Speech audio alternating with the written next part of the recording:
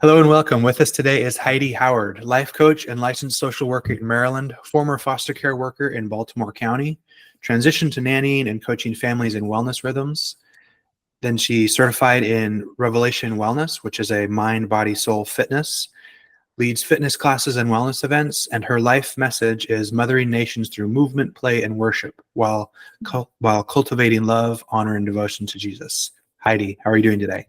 Good. Thank you so much. I so appreciate getting to be on here. So can you give us a little bit of understanding of what you do? I just kind of listed them off, but what is it that you do today? What is kind of your purpose and your work today? Yes. So I went to school for social work, as you said, and really enjoyed working in the foster care community. But then my life transitioned to working in homes as a nanny. That's kind of the doorway, which turned into really coaching moms and families in rhythms of wellness. And it just happened organically as I'd learned from families and they'd learned from me, and we just did life alongside one another. And so now that's what I do. And I'm working on, as I'm seeing the way my life has gone and walking with families in rhythms of wellness, I'm realizing, oh, wow, that's kind of what led me to get my life coaching certification, and my own story kind of plays into that. But now just kind of exploring and dreaming about how to make it more available to others, even outside the homes that I'm working in. So that's currently what I do. So you use a phrase, rhythms in wellness or rhythms of wellness. Can you break that down? What does that mean? Yeah, rhythms of wellness. So that really does go back to my own story of just my own healing. And I don't know if I should go into that now or if I should wait. Feel free. Okay. So when I say rhythms of wellness, a lot of my journey, let's see. So I grew up in the middle of 11 children. So I'm one of 11 and I'm right in the middle. And so that, I grew up on a farm, grew up with a garden. My parents were young, when they had kids right away. And I really respect my parents. They've done a really good job. We lived off of a garden. Most of our food came from the garden. So I grew up in a lot of community and kind of experienced wellness without even realizing it. And however, my parents were young. They were new in their faith. They were new at knowing how to do the whole kid thing, and they kind of sacrificed a lot of their own personal healing to have children and raise kids, and they homeschooled us, and they wanted to do all the things right. And then it was about, I guess it was 2010, my parents actually separated, and my mom really started going after her healing. And there was a lot of unhealth in our family that we didn't even realize, that just kind of gets cluttered up there. And so it was at the ending of, or my parents separating, and now they've come back together, but that kind of dispersed my whole family. It was kind of like the shaking that just was like, okay, so I actually ended up moving to Colorado. It kind of dispersed us all. But it was the beginning of my healing. And then it was about 9 years ago, I had been in an ongoing friendship with dear family friends. And then this guy who I had been friends with for 10 years, we dated, we got engaged, we were planning to get married, and then it all ended. And that was 9 years ago. And that was kind of another just rock bottom where God really rebuilt my life. And for me, I found myself in a room in North Carolina where I was going to bed with panic attacks. I was waking up with panic attacks. I was just realized I am not well. And this relationship wasn't the issue. This relationship is what's surfacing, what's been underneath the surface since I was young, probably. And so it just, we all have different kinds of rock bottoms or different things that bring us to that point of desperation. And so for me, that was, I like to say, desperation is our doorway to the new and truest and best version of ourselves. And so I'm no longer afraid of desperate moments, because that was my doorway to healing, and I wouldn't trade it for the world. And I feel so grateful. But what's kind of funny is that I remember, and going to bed with panic attacks, waking up with panic attacks, I felt that, now I know it's Holy Spirit, but I just felt this whisper of dance, like move your body, let's dance. And I felt compelled to go to the store, just get a little Bluetooth speaker. And I just started listening to these old worship songs that are like Don Moen, like just these old, it sounds silly, but I would listen to these songs and they're filled with truth. Words, you'll know the truth and the truth will set you free. And I would just move my body to this truth, and emotion would come out of my body, and I just started weeping and I started grieving, and it was like pain came up and out through movement. So when I say rhythms of wellness, that is one of the first rhythms of wellness that I learned, was to move my body to truth. And we can get that in so many ways. Some people love to move through dance. Some people love to, there's all sorts of ways we can move our body, but now it is scientifically proven that movement like releases trauma and pain that our body is storing. And so I didn't even know that. I had no words. I didn't know what was happening to my body, but I was getting free. And I felt the chains of fear falling off. Fear was crippling me. It was completely, I was riddled with fear. And I didn't know, it says too, like God's perfect love casts out fear. I had known that verse. I grew up in the church. I grew up knowing the Bible, but I experienced that verse in that season where I felt the love of God come and literally wash me like a waterfall and replace the fear that was holding me back, with love and healing. So that was the beginning, and there's a lot more, but I can stop there for now. No, that's beautiful. Yeah, it is something that I think has probably been intuitively known for a long time, but I think the research is starting to catch up and explain what's happening. Yes. And my wife is a huge proponent of like either whether it's yoga movement or whether it's like therapies and like physical therapies and how that can release trauma. And I've heard of others where the exercise or movement. I personally really love martial arts, and yes. it's not so much been like releasing trauma for me as much as it allows me to kind of get into a Zen place that I've never really, I don't really experience in other ways. Yes. And it's like, it's both like a passion and a Zen kind of in the middle place there. Yeah. When I'm just in my body and I'm just reacting to what is required in the moment. And it's an amazing thing. It's all connected. That's exactly the right. Mind, heart, body, all of it, spirit, as you say, and all of this thing is connected. It's beautiful. So where did it go from there? Yes, no, that's so true. It's so true. And I'm a huge proponent of just our unique ways that we heal. We're all different. And so while healing movement may transform us all and be a healing for us all, different kinds are everybody, it's different for everybody. So that's fun.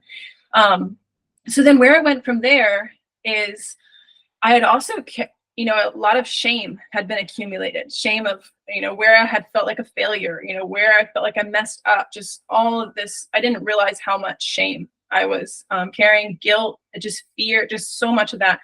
And I also carried a lot of shame in the area of food and nutrition. And I had gone to food as comfort. I had used that as a coping skill. And so I really had a dysfunctional relationship with food. And so that was another an area where I needed to be rewired and my mind needed to be renewed. And so it started with movement, and then it transitioned to, I really felt God coached me. That's my story. Like God coached me, and he sure did use people. Like he would send, I love it how it says, like that quote about, when a student is ready, the teacher will appear. I really felt that way. Like people would just come, and your wife was one of them. She gave me words in that season that I needed to hear. But a big way that God coached me was I just felt him say, it wasn't about what I was doing wrong. It was about him wanting to give me the best. I want to give you the best movement. I want to give you the best food. I want to give you the best. And I didn't realize how I was kind of carrying, I just wanted to help everybody else. But then you think that's so loving and so selfless, to serve. But meanwhile, I was doing it at the expense of my own healing. And so I felt, like, oh, I shouldn't have the best. I should have the nothingness and give everybody else the best. We have these like warped mindsets, but that's our duty, right? We give everyone else good things, but not us. Yes, exactly. And I realized like, oh, wow, you know, so it was just neat. Instead of realizing, oh, shame on me, I shouldn't eat that. Shame on me, I'm eating too much. Shame on me, I'm eating too little. It became, whoa, what do I love? Like, what do I love? Like, it got ignited through what I love. Like, I love coffee. Okay, what's the best kind of coffee that actually will nourish my body? Like, okay, I love good burger. Let's get the best burger, put basil on it, and like the best tomato, and like the best. Or I love ice cream. Okay, so what's the best ice cream? That is has good sourced milk, and just the best sources that actually I eat it and I feel better, and it nourishes my body. And so that kind of transition from movement, it went into really like nourishing my body with the best food and exploring what do I even love, and how do I receive that. Like, I believe, life is really about receiving the best.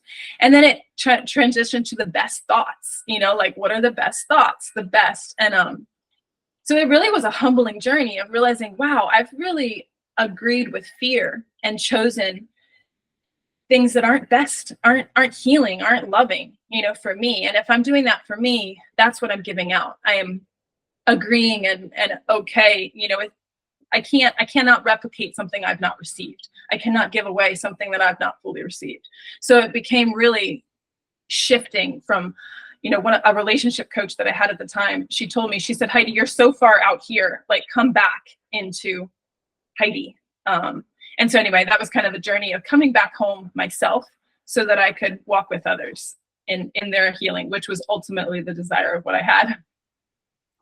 That's amazing. There's so many points in there that I would love to kind of touch on and kind of circle back to. But the one that really stood out that I thought is really key, and especially because it's been my own experience as well, is that kind of changing the narrative is what you described. In no longer was it about I should do this, I should do that, I should have this food because it's supposed to be good for me, I should do this, that, and that shame-based thinking, to you have freedom. And what do you want? What is the good that you want? What is the good that you're pursuing? And how can you enjoy the most? How can you get the best? And just really switching the narrative. And it's so huge for anyone who's trying to make really deep changes, and especially in any area where there's shame, or any areas where if you grew up in a more traditional background, there might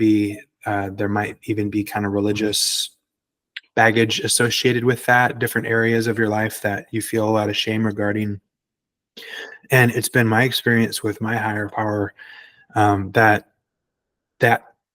like the first step, is removing that shame, so that you can turn around and look at it and say, okay, what is it about this that I like? What is about this that I want to get rid of? Yes. And if you're stuck in the shame and the fear, you can never do that. Usually, in my experience, the shame and the fear drive people in two directions. One, they drive people to absolutely reject and push away and anything that even appears remotely related to this thing that is being condemned. Yes. They avoid any vestige of that, any appearance of that, and push it away and condemn and vilify. And that tends to be the more traditional background people who do that. And then there's the other side that's kind of the rebelling against that, where I'm going to embrace this, and there's absolutely nothing wrong anywhere, and I'm going to go with all of it and just totally embrace the healthy, the unhealthy, all of it. And people are driven in these kind of polar opposite directions, and they both, in my experience, keep people stuck. Yes. Because one of them drives people to constantly be running away from the thing, and the other one keeps people blind to the things that are actually unhealthy in it, which prevent them from becoming healthy. And being able to remove the shame, remove the fear, is so key to actually starting your health journey, to actually beginning to make some serious progress, and begin to, as you started pointing out, this embracing the joy, embracing the good that's out there. That's it. I love it. That's I it. love it. Yes. Yeah.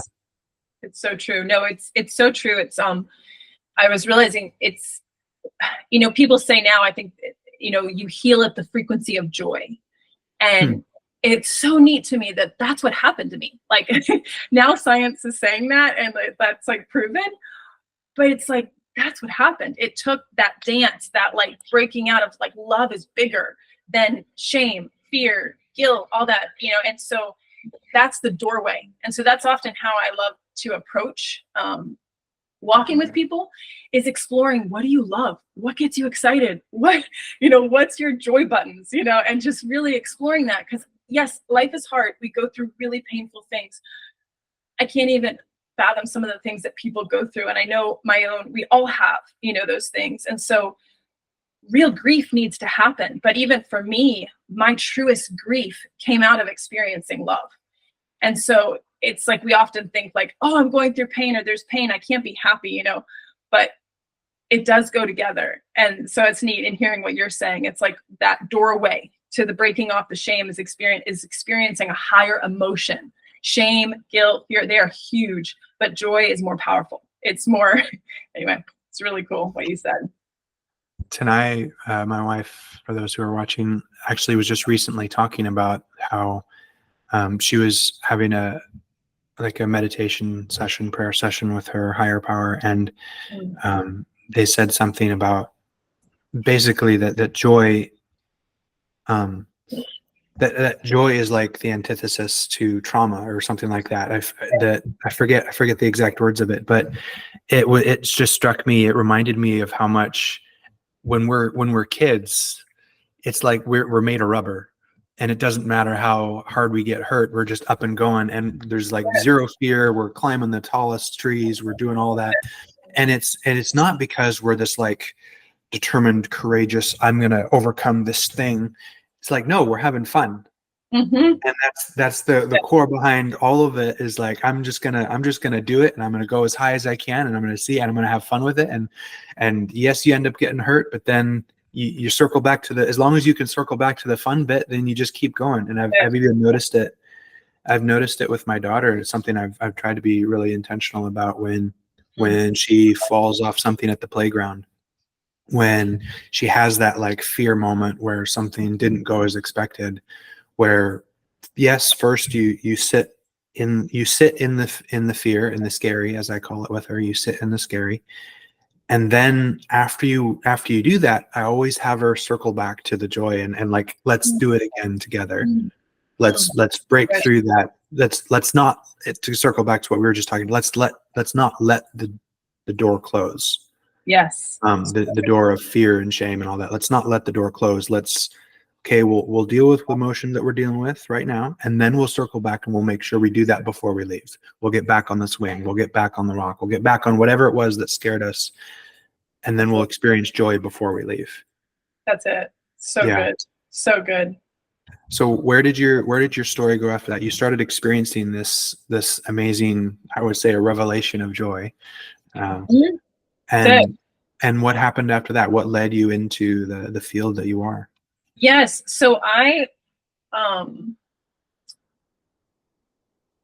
so it's really been a theme of, as I've really seen, and I love how God walks with me. Like for me, it was actually, for me, my journey was, I realized I had just started, yeah, you're exactly right. That whole play piece. And I feel like adults work, kids play.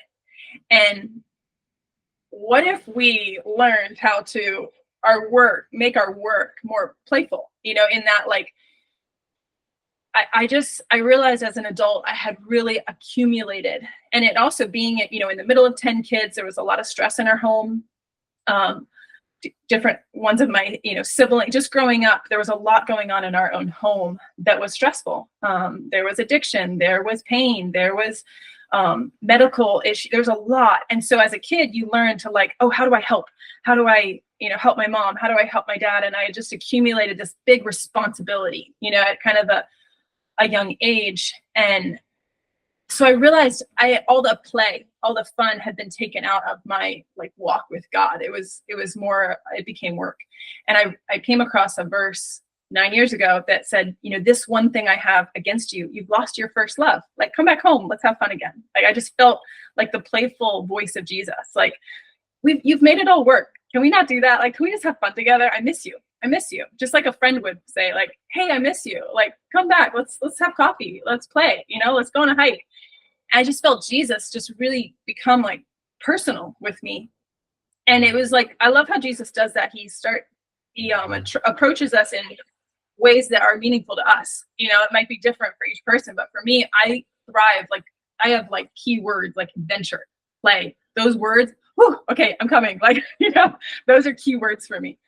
Let's have fun. Like, that is a key word for me. So I felt like Jesus really said that to me. And I started to let him love me back to life. That's my journey. I was loved back to life by the person of Jesus. And it came through people. Like, God would send friendships. He would send, your wife was one of the coffee dates that I felt like Jesus met me through her. And it was so healing for me. And I'll never forget it.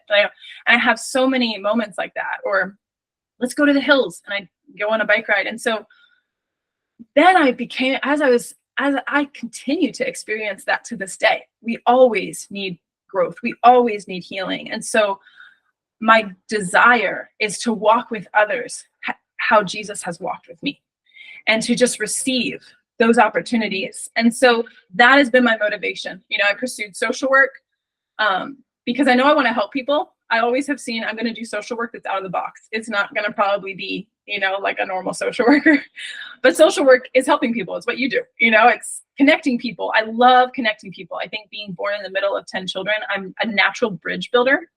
I love bringing community together. I love bringing family together.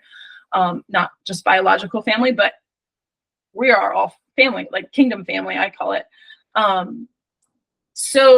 And then that's what led me to get my life coaching certification of like, wow, this will help me not just do this for myself, but now I want to live it and I want to give it from living it, so it's no longer I'm trying to give something I don't have. I'm just doing my life and organically receiving the opportunity to walk with others in their life and know that we get to do it together. So that's kind of what led in, healing movement. That's what led me to go to Revelation Wellness.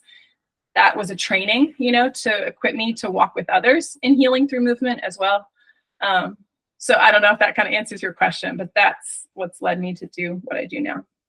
No, I love it. And I think it's somewhere that we're moving towards in history, where people are more and more going to be able to do the thing that they love as their vocation. And I know that there's some people who are like awkward about, well, I don't want to be paid for this thing because I just want it. But it's like, it's even biblical of like, a workman is worthy of their wages.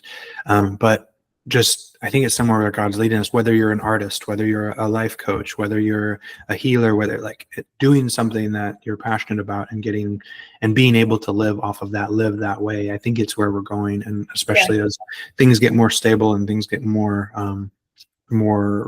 technologically advanced, where people have more opportunity, I think that's where it's going to go.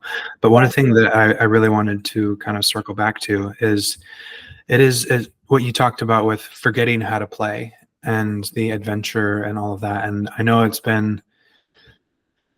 something that I'm working through in my own life. And it's something that shortly after I had my kind of reconnection with my higher power, they started teaching me how to do that as well, and developing hobbies. And because I had become I spent about 10 years kind of as a stoic, like not like I chose this life as this is the one I want to do, but more like I became that way because it was my coping mechanism. Yeah. And part of the healing from that has been my higher power leading me through developing hobbies and intentionally engaging in things that, one of my words, you mentioned frivolous, or you mentioned adventure. One of my words is frivolous, something that there's no utility to it. I'm moving forward in life because of it. There's no higher purpose. There's just, I'm investing in me, and this is fun. And that's the only reason I'm doing it. And learning to do those things, and learning that they're valuable, and learning that I don't have to defend myself in the fact that I engage in them. And but one of the things that I've seen and that I've noticed in my own life, and that I would love for you to talk on, because I think it's something that perhaps a lot of the viewers share, is when you go through something really hard, it tends to dampen that. For me anyway, it tends to, you become a little bit jaded at the lighter things in life, at the frivolous things, the adventure things. And speaking of the higher power, and with you and calling you into adventure and fun, I used to have that a lot more. And after going through some really difficult things, I've found it really hard to get back to that. Yes. What are some of the ways that you've been able to kind of either maintain that or come back from a hard time, after having kind of your heart wounded, Yes. in life? Yes. No, that's such a good question. And it's so true. It's so true. It's like, oh man, I remember going skydiving for the first time, and I would not choose to go skydiving. My friend wanted to go skydiving, and I didn't want her to have to go alone, so I went with her. And I remember I just felt like God gave me this metaphor, because when you're up in the airplane and you're being like pushed out, and they tell you the way you fly through the air is your arms wide open, your legs wide open, and you're like chest out, and you're flying through the air at 1,000,000 miles per hour, it feels like. And it's like so counterintuitive, because I was so scared. And when you're scared, you want to clench up, you want to like close your eyes. But I was so scared, and I was being told to like throw my arms open, and it was so scary. And but I was such a helpful metaphor, because that was before one of my hardest rock bottoms, and I remembered that. And for me, it's interesting, because I actually started just throwing my arms open, and like before I felt it, in my life. Like, it's just for me, it's like a prophetic act or something. But I guess one thing I would say is, everybody has a doorway, and for me, it's always the question of like, what do you love? Like, what gets you excited? And what's the one thing? What's one thing? And for me, a lot of my life, I had so much insecurity around like, I'm so behind, I'm so slow, I'm a late bloomer, and just so much shame. And it's, we think that healing is one step at a time. Like, it's one little pivot at a time. And that's been my journey. So it's like, it's amazing that one little pivot, it's like, for one person, their doorway, there's a lot of freedom in acknowledging the truth of, I feel so afraid, I feel so hurt, I feel so scared. So it's, I clung to that verse. One of the first things I did was I just wrote a board. I've had a board, and I just got a whole bunch of markers, to talk about childlike. Like, I just grabbed a canvas from Target and a whole bunch of markers. And at the top of the board, I put, you will know the truth, and the truth will set you free. And it became a journey of acknowledging false narratives and replacing them with the truth. And so my first step was, I'm just going to write down what's true, even if I don't believe it.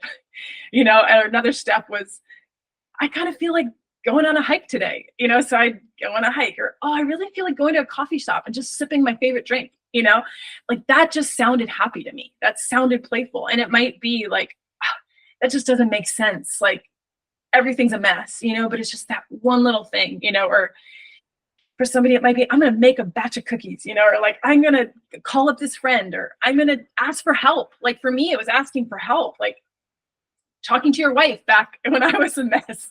And she's just like, you want to get coffee? And it's like daring to say yes, even when like, I feel like I'm a mess. I'm probably just going to be a burden, but I'm going to say yes, because I'm just going to do that, I don't know if that answers your question, but it's just like that one small step, of like opening that door, back up. And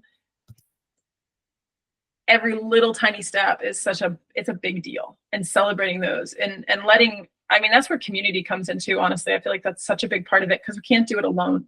And when you have another person alongside you, choosing, like, learning how to play again and choose joy again, it makes it that much easier to continue down that road of freedom, rather than going back. If you're alone, you're probably going to fall right back, whereas if you're with another person, it makes it easier. That's my experience.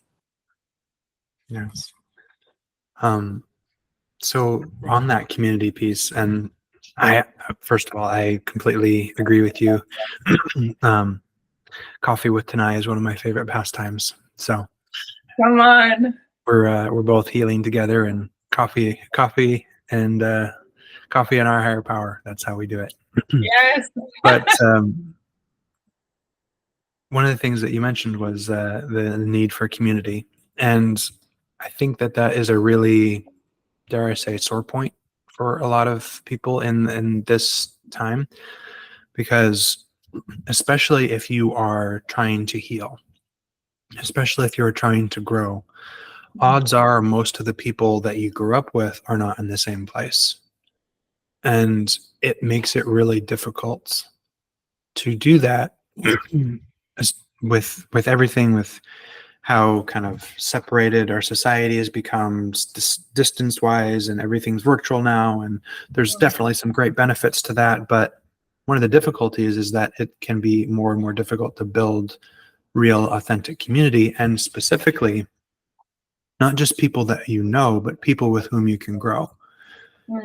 And even the nature of growing means that you tend to have to let go of people more often, even as you find new people on your path. But on this journey, how have you found, like you're so growth oriented and all of this, how have you found the ability to be able to build new community as you grow that still is conducive to deep connection, but also facilitating the freedom of growth? Yeah, that is such a good question. Yeah, that was a big one for me because honestly, let's see. Well, trust is a big part of it for me. When you go through pain, it really, and you experience like a broken trust, or, oh, wow, like I trusted this person, so my healing started with what felt like a broken heart. Like I broken trust, or my trust was broken. It just felt like, ouch, like you don't really want to, like, it's hard to let people in after that. Cause it's like you as a kid, you're wired to go all in, like wholehearted, receiving people, being received by people. I expect to be received by people. I expect to receive people, and pain can really accumulate that clutter of like, whew, I don't want to let people into this anymore. I don't want to be let into that, and so honestly, for me, it was choosing to trust. And for me, it really had to do with Jesus, because I realized my relationship with people is very telling to me of, I realized actually I had to admit, I don't trust God. I don't trust God. Like I grew up in a very, Christian faith-based culture, and you just always trust God. You have to trust God. But the truth is I didn't. Like I didn't. And my decisions reflected that I don't trust God. I don't trust my parents. I don't trust. That is the truth. And that was, again, you'll know the truth and the truth will set you free. My first step to relearning how to trust God and people came through saying, I don't know how to trust. Like I need help. And that's another point of desperation. Like we hurt ourselves by thinking like, oh, I'm good at something. Well, no, actually I'm not yet. I may be made to be good at trusting. I may be made to be good at loving, but I don't know how to do that yet. And I need help to get there. And so that was the first step for me. It was like, wow, I don't trust God. I don't trust people. I actually am trying to trust myself, but I'm doing a horrible job. And I feel like a failure, So that was huge. And then when I began to just acknowledge that truth and just say help, then it becomes the invitation to receive the help that comes. And to me, that's the adventure. Like even when you reached out, or, your wife tonight, she reached out about this podcast, I could have fear of like, what is this? I might, but it felt like this is an adventure. Like I'm excited, and just trusting, like choosing to trust. And I believe that we are rewarded, according to our faith. So whenever you have faith, it may so for me, even like, I just started receiving the people that I felt like God brought to me. And I just chose to trust. And there were a couple different relationships that I entered where I felt them betrayed. And it was painful, but I would never change it because I grew so much from it. And I knew there was a bigger, when you choose to trust and you choose to lean into healing, and, trusting people was not isolated. It was, if I'm trusting God and I'm trusting that He loves me, then that is stronger than any mistakes I may make in relationships or mistakes that may be made towards me. It is bigger. And so if that is the case, then I always, like, I felt like God told me, you can risk a broken heart because your heart is held whole in my hands.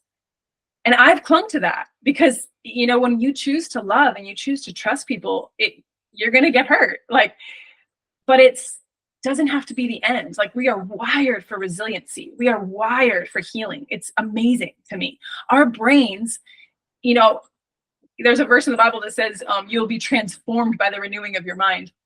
Again, I grew up knowing that verse. Great. Love it. That didn't mean anything to me until I experienced it. Like, our brains can be changed. Like, I don't know. That's just blows my mind, So Yeah, a lot of people I think look at it like this is they look at their own way that they think, the way that they feel, and they look at it like this is solid, this is unchangeable, this is everything else might change around me, but this is me. I'm not going to change me. But like it really is something that I think more and more we're coming to realize is that the brain can be rewritten.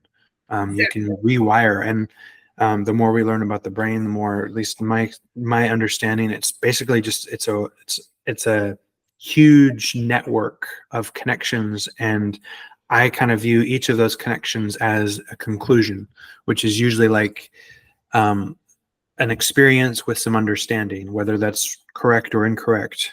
But as soon as you have an experience with some understanding of it, you draw a conclusion and a new node of your brain is formed. And then that then forms everything that you look on around you. But something that people, I think a huge thing in trauma as well, that I think people are just now starting to realize, at least in the scientific fields, is that you can actually work that the opposite way as well.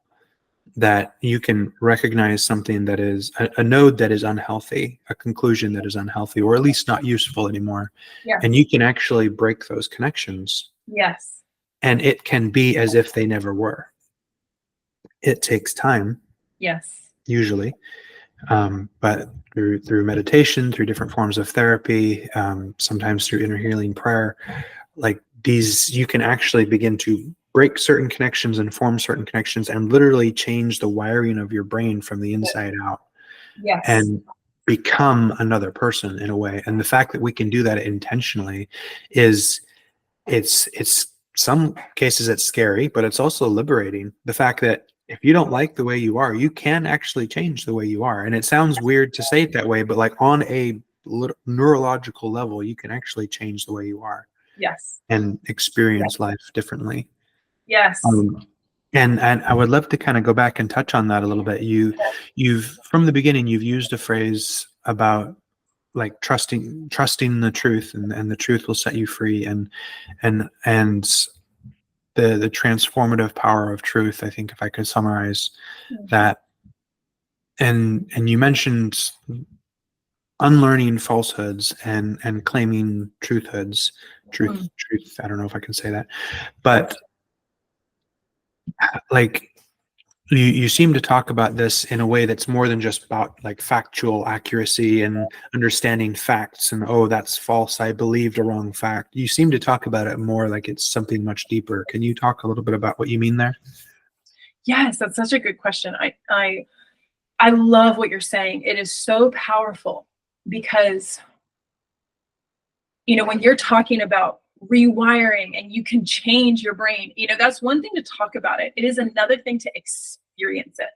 And so that was huge for me because I've grown up, hearing all these quotes, hearing verses, hearing truth, but I hadn't experienced it to where it's like it's like when you hear about a good burger and you taste a good burger, or you hear about like a garden or like living, and then you go there and you smell the flowers and you, just like you experience it, experiential learning.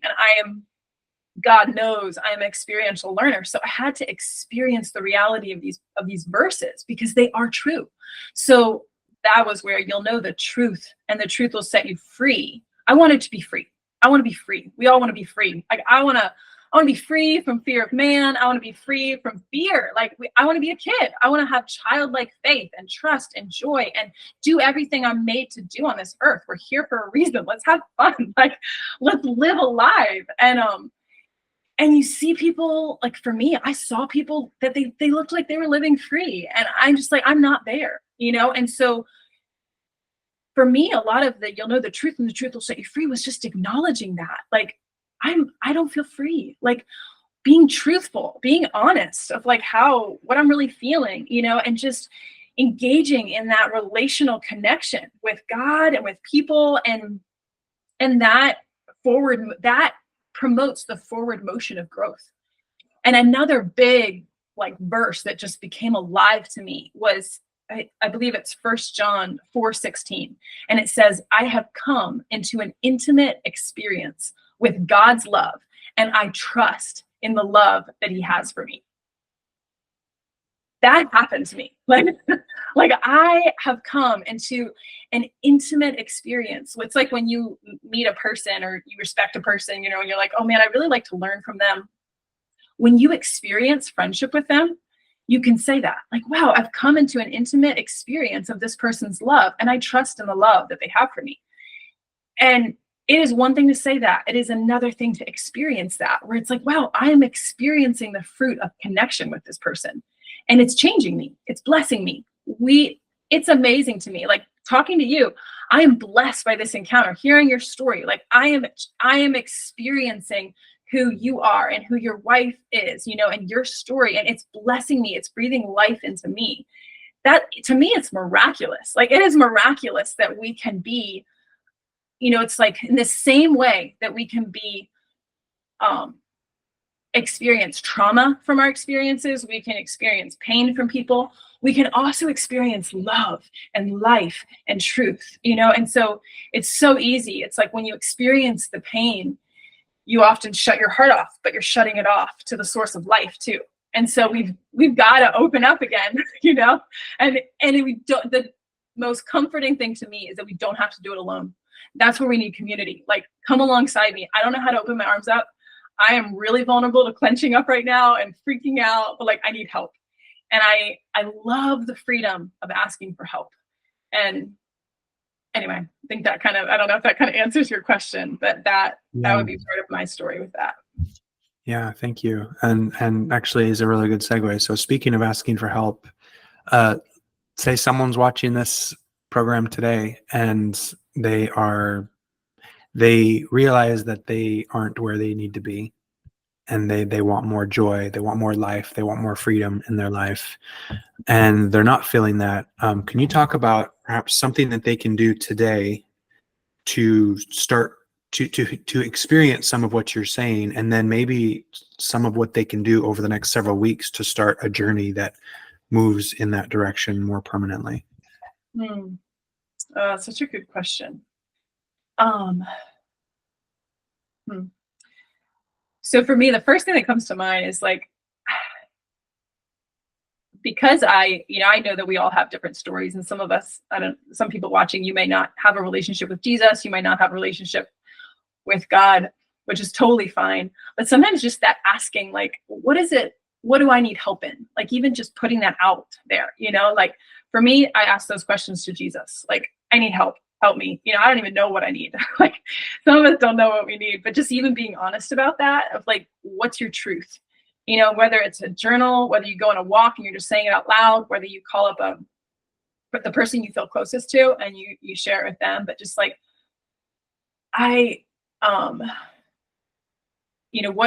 just even asking, like, what do I need? So for me, it would just be that kind of acknowledging like where you're at. And then I just had a thought and lost it. For me, it's really, that's what I was going to say. What's one step I could take? You know, one of my dear closest friends, she was in a really dark place and she just felt I could go for a walk. And she went for a walk, and that's where her healing started, was literally this walk. And on that walk, she got this download. She didn't even know God. She didn't know. She just, now she, you know, she's come to know where she got her answer from. But, you know, that's where she got the answer of the business that she now has run for 10 years, you know, and just, it's often just a little thing. Like, what's one step? For somebody, it might be cooking. For somebody, you know, it could be different for every single person. But what's one thing I can do? And just trusting, like, okay, I don't even know if this is it, but I'm just going to do it. For me, it was turning on a speaker and just dancing my heart out and like looking like a fool. But it started to bring up and out my pain, and it started to lead to my next step. And you have help like that. That is where, you know, yeah. So that would be my first. I don't know if that kind of answers your questions, but that would be one of the first things I would do. Yeah. So first, just kind of recognizing that you're not where you want to be. And it sounds like, in my experience anyway, just doing that, it can be, it sounds on the surface level, it sounds like, oh, well, I'm just focusing on how I'm not all that. But what sounds like you're saying is that recognizing that you're not where you want to be is also implicitly recognizing that there is somewhere you could be that's better. Mm-hmm. And even just knowing that, even if life is sucking right now, knowing that there's a possible future where it doesn't suck and that it's possible for me to get there. Exactly. Is huge. Exactly. And it's one of the huge things about hope and specifically about, so my kind of personal definition of hope is a commitment to pursuing the best possible outcome. Yes. And it's not necessarily just a feeling that you either have or don't have. It's actually like, it's you intentionally saying there is good that can come of this regardless of how bad it is, and I'm going to pursue that good. Yes. And it is empowering because you're saying, I can do something about this, even if life is horrible and maybe all I can do is this, but there is something.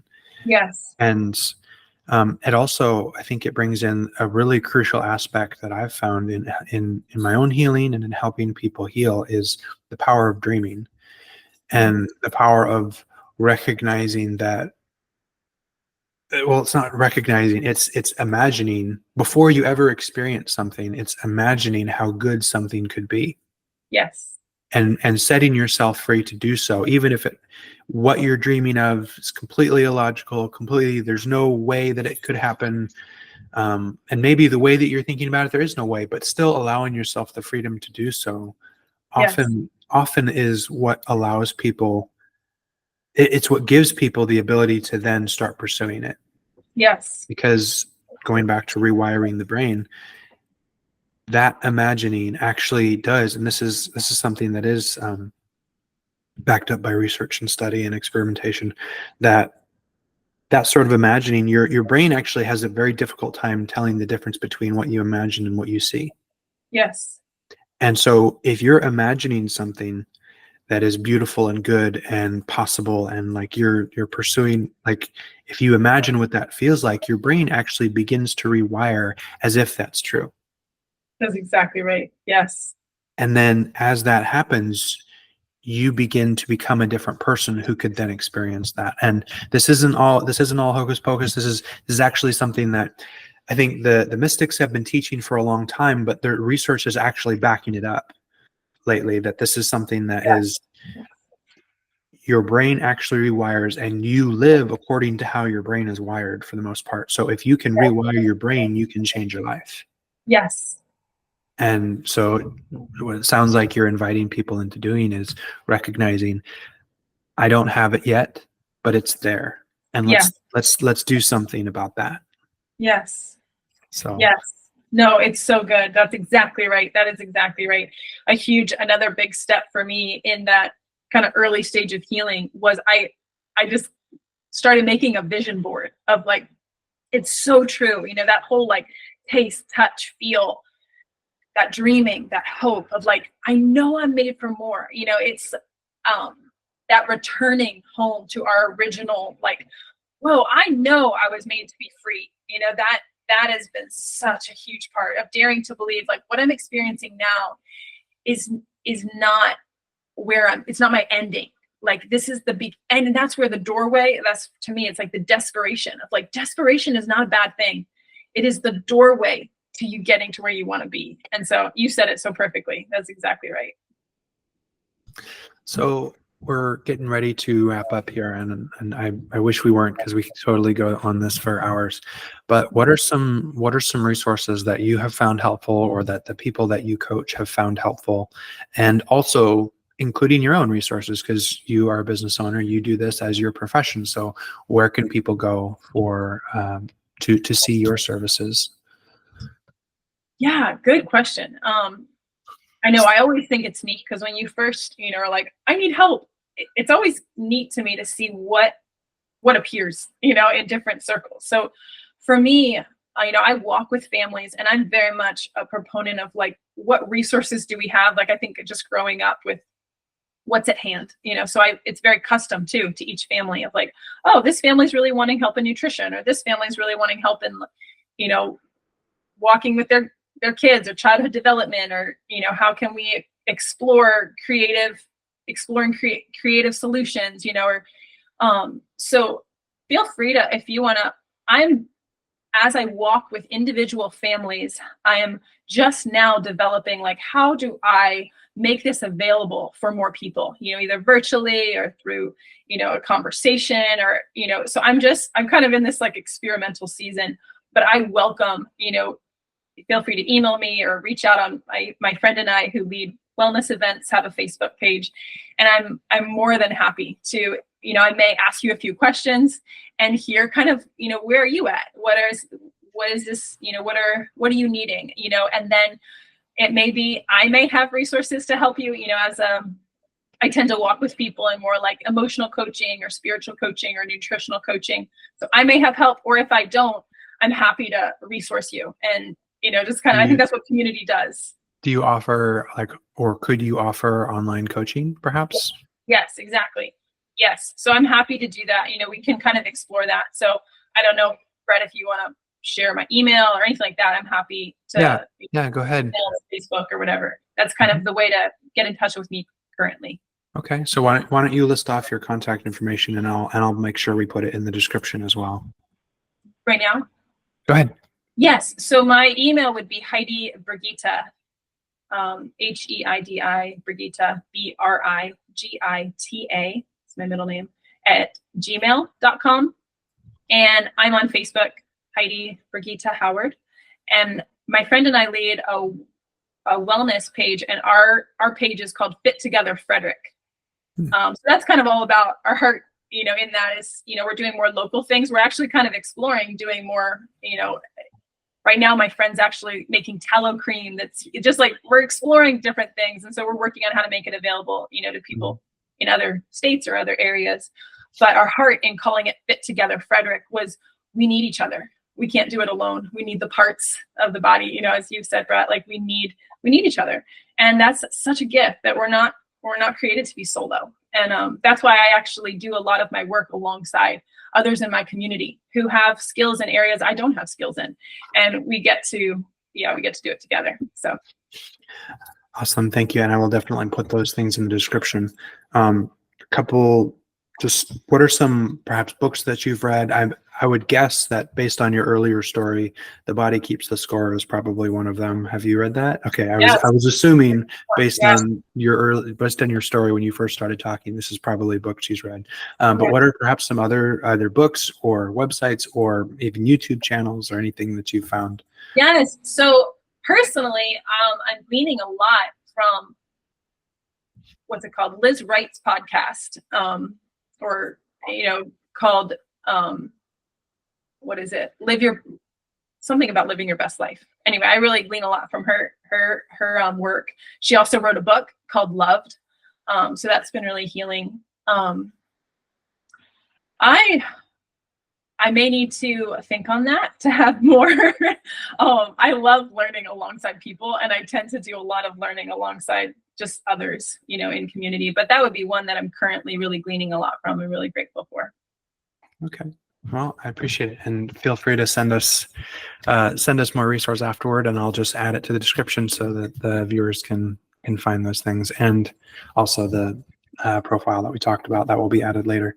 Yeah, perfect. Well, thank you. I have personally really enjoyed this. I felt like it was really relevant to my own journey and how I'm learning to, I guess, reestablish myself in joy. Yes.